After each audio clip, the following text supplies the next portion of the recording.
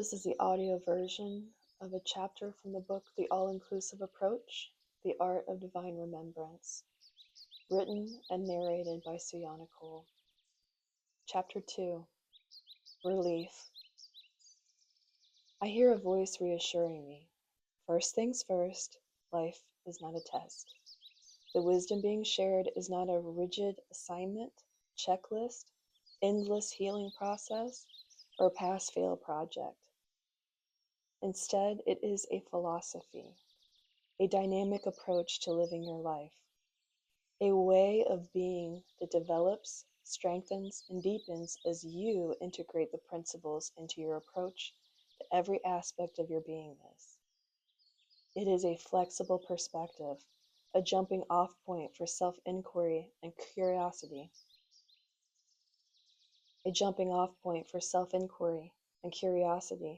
Designed to encourage the unfolding of your unique expression from a place of non-resistance. There is no turning back, so please step forward. You are loved beyond measure and held every step of the way.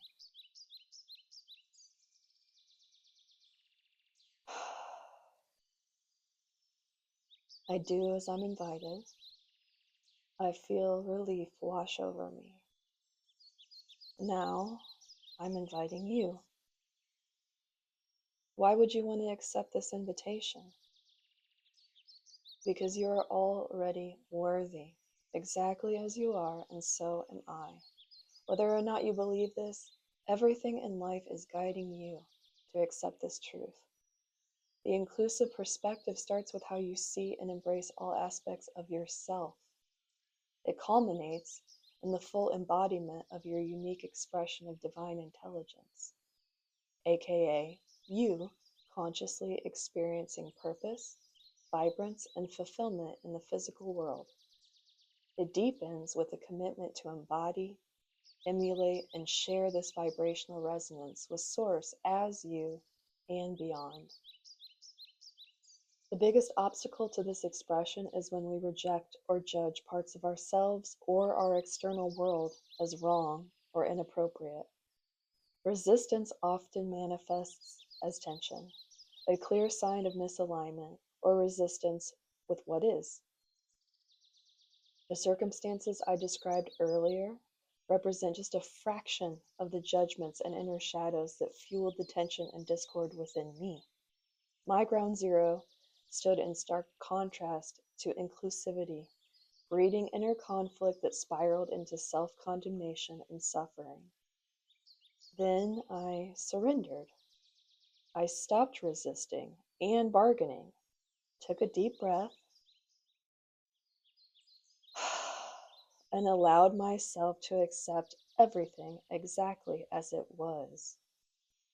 And I began where I had to, with myself. I embraced my overwhelm, confusion, and apathy, along with my self-sabotaging patterns, unconscious habits, and self-critical thoughts. With another deep breath,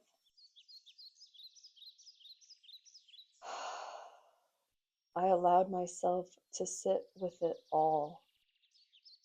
I became open and receptive to the wisdom shared by the God inside and its infinite expressions, intangible yet undeniably present. I was continually encouraged to relax by breathing deeply and slowly. As I did, the insights I received became clearer, more precise, and deeply transformative. There is a part of each of us that wishes to mold reality to fit our version of the ideal. This aspect, often referred to as the ego or mind, matures through the process of evolution into its most whole, complete, and fulfilled expression. While many on the spiritual path wish to be rid of the ego, I prefer to respectfully honor and acknowledge this part of each one of us as also divine. The ego serves as the bridge between the body and the spirit. The mind, or ego, is the connection point for these two aspects to come together in one physically manifested energetically guided individual expression of the divine. Gentleness and compassion are essential as the ego recalibrates to serve the will of the spirit and dutifully steps into its role as caretaker of the body. Your mind is not an enemy to be slain. Only the ego thinks of itself that way. The desires of the ego can often be distilled into a base need for safety. But safety is not the language of the soul. It is not the supreme focus of spirit. And it is not the domain of divine nature. Energy can be neither created or destroyed. It just is. And you are energy. Every part of you made manifest by the energy of Source as source and form. Growth is the language of God. Growth through experience is the domain of infinite intelligence. As the ego releases its grip on security and the demand for safety, the energetic signature that is your soul's expression could be more fully embodied as your way of being in the world. Not after it has conquered the mind, but as the mind has merged with the expression of the soul. It is a gentle and subtle process from the perspective of the soul. The ego experiences many levels of intensity and discomfort as it embarks on this journey of releasing its demands for safety, guarantees of outcomes, and assurances that at the end of this process, it will all still get everything it wants.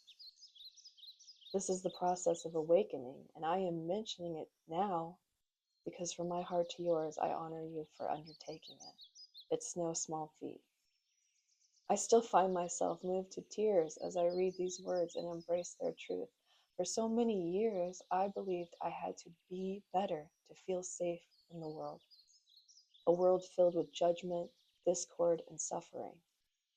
For me, better meant having a beloved partner with whom I could be my true self, abundant finances to ensure a safe, comfortable home and life, the freedom to adventure around the world. It meant achieving a lean, strong body and the confidence to navigate life without feeling so uncertain or unsafe about who I was and how I was supposed to be. It wasn't until after years of self-inquiry that I realized something profound. I was a conduit of transformation, not only from my own growth, though it often felt deeply personal, but also as part of the collective transformation of humanity. This material will find its way to others like me. We are one soul group gathering at this pivotal moment to guide our collective consciousness from one paradigm to the next. It has been a long and often painful journey, I know. But now, my beloved companions, we stand at the crossroads. Now is the time to feel it all, to embody the transformation we came here to express. It is safe. Love is here to stay.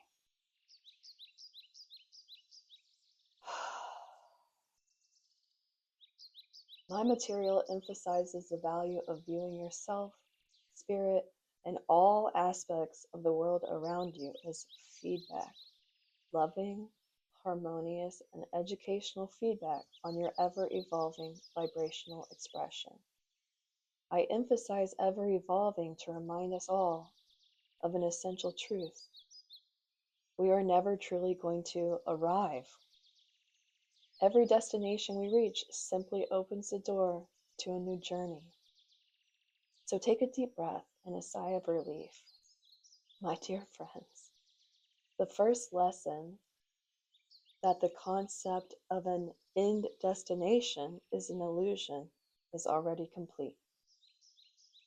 As beings in constant evolution, the final destination will never exist because we, as part of the oneness, are always expanding and experiencing ourselves in new ways.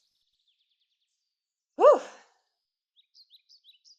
You're already excelling at this ascension process. And we haven't even finished the introduction. You will never get there because there is no there to reach. So let yourself relax and enjoy the ride. Yahoo! Let's affirm some truths together. You are exactly where you need to be, perfectly positioned to continue growing, evolving, and revealing your highest, truest expression. You cannot get this process of living your life wrong. How does that feel? Does it bring a sense of relief or resistance? Take a moment to explore your response. There is no right or wrong answer, just valuable insights into the most fascinating subject of all, you. This is priceless feedback. If you feel like everything is falling apart in the world, let me reassure you, this is truly an extraordinary time to be alive. We are living in one of the most safe and promising ages for exploring our inner worlds and uncovering the vast truths within. As a collective, we stand at a pivotal juncture, transitioning from a state of pre-self-awareness, marked by competition for basic needs and disconnection, to a post-self-awareness paradigm. In this new reality, we transcend the struggle for survival and embrace an expansive model where everyone's core needs are met sustainably and harmoniously. This shift supports both our sense of oneness and our unique creative self-expression. This moment in history is nothing short of exhilarating. At the same time, it mirrors the final stages of childbirth, filled with pressure, discomfort, and perhaps doubts about whether we can endure or if it was the right choice to begin with. But soon the birth process will be complete, and what emerges will be a magnificent wonder. There is no going back, my friends. We must hold on through these final intense moments. And just as with the arrival of any new life, we are being given the opportunity to decide how we will nurture and cultivate this expression of Source. We can choose to approach it with the most evolved and enlightened understanding available to us. We can. We are being called to transform the environments within and around us, moving beyond survival-based needs like food, water, shelter, and status. It's time to evolve our focus towards thriving needs, creative education, sustainable innovation, information sharing, transparency, connecting with nature, clean air, water, and land. Thriving also encompasses self-care, creative expression, interdependent relationships, wellness promoting institutions, and a balanced way of life.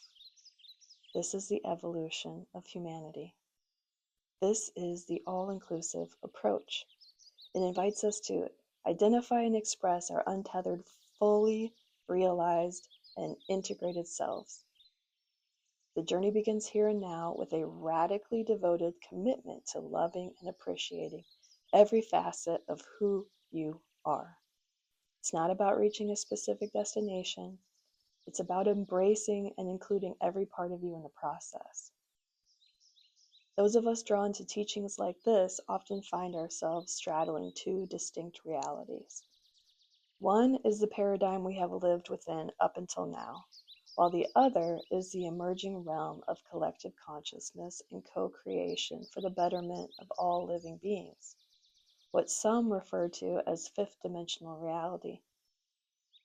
These two realities can sometimes feel at odds, creating a sense of overwhelming confusion. For me, this conflict often left me yearning to exist solely in the realm of higher consciousness.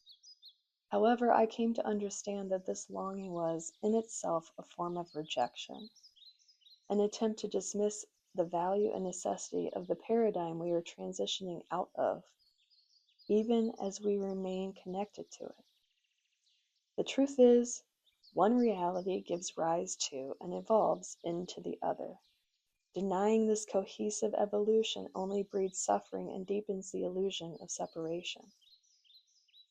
Denying this cohesive evolution only breeds suffering and deepens the illusion of separation. I just had to say it twice. But Source knows best. What better way to develop purpose, strength, passion, forgiveness, love, resilience, and inner wisdom than by fully engaging with the evolutionary process of this human experience? What greater motivator could we have to seek our own divine nature than a world that sometimes seems indifferent to it? What more fertile ground could we ask for to birth our new paradigm than the current conditions of our transforming world? I came to understand the importance of operating in both worlds when I realized that one gives rise to the other. Our world is birthing the new world, and it's not hindering or impeding it. Each individual's experience is not a barrier to embodying their highest expression. It is the very process of creating it. These current circumstances are the fertile soil in which that new reality will grow. The present moment, with all its complexities, is worthy of immense gratitude and reverence. The only shift required is in how we choose to perceive it. The gift I will remind you of repeatedly in this book is your unique, ever-evolving awareness. It can be seen as a fractal of the eternal, a universal truth. Along the way, we have all forgotten our divinity, and yet we will all remember. We have all wrestled with our divine nature, but it has never been in conflict with us, not once. It has always been our companion, and will continue to be so for all eternity. We all have questioned our purpose and the perfection of this design, and this questioning, too, is part of the divine plan. If you love something, let it go, right? We love that saying. We are so deeply loved by the Creator that it allowed us to venture into forgetfulness, so we could experience the profound journey of returning to wholeness. This is the God within.